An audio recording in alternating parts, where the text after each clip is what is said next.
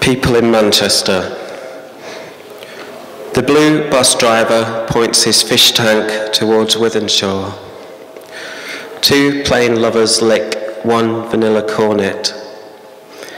In a hurry, her ponytail's a metronome.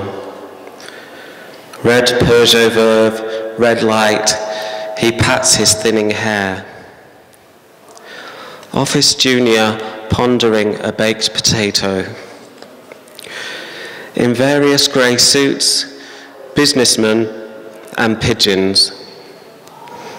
Outside the Arndale, pink trails lead back to a spillage. On the mobile, maybe his voice is in Macau. In Piccadilly Gardens, a boy spins like a bobbin. The city warps about him. On Market Street, an overdose of faces. Two women with a pram. One has nowhere to put her hands. Manu, his beer flush is devotional. Lovely, overflowing to blubbery, her belt in stars says Odess. The tram's metallic charge bears 15 people away. Acts of random laziness, the chewing gum art installation goes on for miles. Rain shower. Abandoning the Science Museum, a spot of rain becomes her bindi. Streets are slickened, windows bubble wrapped. His orange anorak is almost acceptable. Rain decorates a queue of skips on Granby Road, the pepper in my pasty. Night falling. Leading the troop of commuters, he carries the evening news as if it were a baton. Around lit doorways, the smokers' conversations are febrile scarves. The chain on the security camera clangs repeatedly. It is 1 million o'clock. This next poem is about drugs, and it's called Gelato Phyllis, which is apparently an old name for cannabis.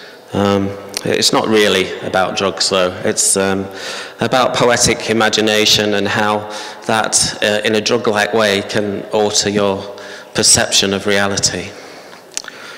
So it's called Gelato Phyllis, and it starts with a quote. Let Bear, House of Bear, rejoice with Gelato Phyllis, a herb which drunk in wine and myrrh causes excessive laughter. Christopher Smart. Pass me a smoke, his mix harsh jazz. One brief drag and it has you by the hair, cooks you like a brisket, mindful in hot oil. I could only sit and laugh. Actually, more subtle, electric wraparounds, a yellowing of the eyesight, so that altered was the street, the dank bench we bobbed on, especially the trees. Being canopied and above ourselves, we coughed at shoppers.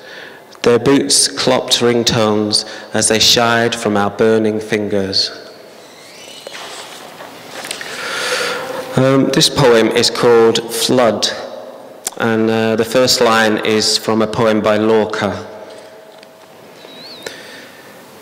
Each night, the sea covers the earth. Its waters rise above the sleeping houses. Listen, its waves are engulfing the roof. Tonight, sleepless, I drift between the wrecks of buildings, around the coral of the sunken trees, drowning slowly in the breathless night. The sky is a vast ship passing above me. Barnacles stud its hull. One porthole shines. I'm not going to tell you the title of this next poem, but I think you might be able to guess it. It's based on a painting in Manchester Art Gallery by Dorothy Brett. It wasn't raining, but umbrella. The Bloomsbury set sat umbrella on the blank lawn under umbrellas. As if each unfurled sunshade were an intellectual halo, an aura umbrella in pink or night blue or pale leaf yellow, such sharp-spoked wings, almost demonic umbrella despite the pastels. Centred on Lady Otterline, the conversation is languorous umbrella. One lounging shadow has closed his orange parasol to demonstrate how idiosyncrasy umbrella is misdiagnosed as genius. One umbrella is a palm tree because nature is important. A man holds a white book in his long white hand. His hat and beard preclude the need for any sunshade umbrella, but his is the largest. Proudly umbrella, he clutches its stem. And this last poem that I'm going to read is called Southern Cross, which is obviously a constellation in the Southern Hemisphere, and I refer to it in the poem as Crux. And this is about a journey that I made a long time ago when I was 20. Southern Cross. Darkness and us moved high above the Pacific. Our fat 747, a lit cigar, its air staling with the exhumations of sleep. I dreamt 1,000 miles and woke to the window's framed abyss, its coldness crossing the small void to my hand, my eye. The heavy, secret ocean naked below us, a dark paradise of islands and forgotten boats, of journeys under our journey. Our hulking plane, a red flashing dot above their tilting masts. And above me suddenly the stars, crux unmistakable, a neon welcome to the south. Then a meteor cut across its diamond, charging the earth, just for myself alone, mouth widening to accept a wonder, as if the sky had said yes, my reflected face echoing the shock as that shining tick burnt in deeper than my retina. And knowing it was random, falling dust, knowing outside it meant nothing.